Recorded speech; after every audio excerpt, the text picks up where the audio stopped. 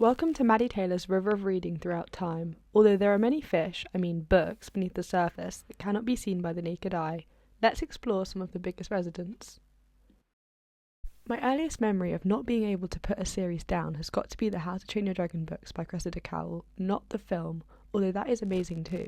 I would roll 2 dice and read whichever book in the series the numbers landed on, because I loved all of them so much, and sit with the rest in a stack next to me for hours and hours on end, reading the books until I was done.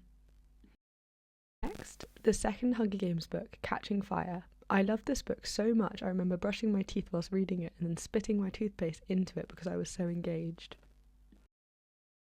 In year 6, Griselda Heppel came to visit us because she was someone in my school's mum and flogged us all her first book, Auntie's Inferno. I bought it because why not, but it turned out to be amazing. A modern-day retelling of Dante's ancient classic before I was even aware of what it was, through the perspective of a surprisingly extremely complex and well-rounded female character and her female bully, turned friend, travelling down through the rings of hell to meet the devil in order to leave. Then I got a phone and I didn't really read for a while because I was too busy watching YouTube and TV. But then the next 3 that were to follow are still my top 3 today, so maybe it was a well-earned break. I remember the book that got me back into reading was Haruki Murakami's Wind-Up Bird Chronicle. I remember the smell of the pages, just seeing it in the bookshop and thinking, I have to have this. I know he's probably not the best author for a 12-year-old girl to read and to cure her internalised misogyny, but I was hooked. It had all the elements of a classic Murakami mystery: male narrator with a victim and a saviour complex, a missing cat, a surreal unexplained third realm, all complete with the strange concept of prostitutes of the mind. What more could I have wanted? Now Coming Down the River is my favourite book of all time. I had to study it at A-level, but it was so amazing it never felt like work. This was, of course, Khaled Hosseini's A Thousand Splendid Suns.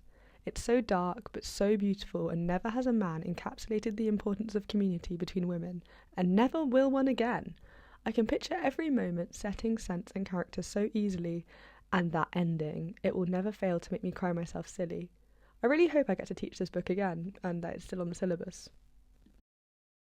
Who's this coming down the river? It's none other than the better version of Mad Max. It is, in my opinion, Angela Carter's most underrated masterpiece, although I'm inclined to think that if she was still alive today, Angela would have been a TERF, but I guess we can never say.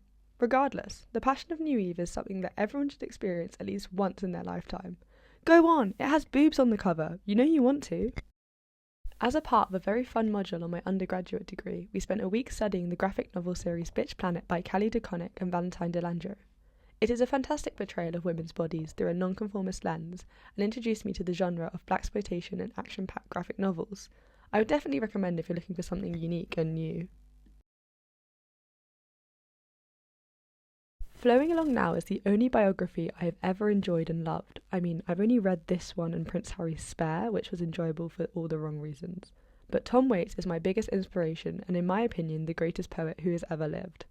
Unfortunately, other than his extensive discography, it's extremely hard to actually find anything about his life because of his elusive nature and his tendency to create a character in his interviews. Therefore, this book was the closest thing that exists to finding out anything about the man, and it does a beautiful job of tracking his life story and his rise to fame, which is nothing short of wonderful. If you like beat poetry and character crafting, then Tom is your man. This list would not be complete without these 2 stunning medieval texts, which I used to write my comparison of the treatment of women in 12th century Wales versus the treatment of women in 12th century Brittany for my dissertation. It was the best 10,000 words of my life and will be the best 10,000 words of yours if you ever read.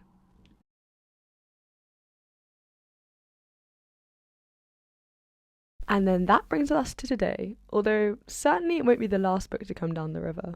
This book was recommended to me by my Canadian pen pal, and at first I just thought it had a very similar plot to Bitch Planet, but in the novel form. But then it turned out to be the most brilliant educational piece of media on the American prison system ever to come out of America. Yeah, move over Orange is the New Black, The Wire, The Shawshank Redemption, etc., etc.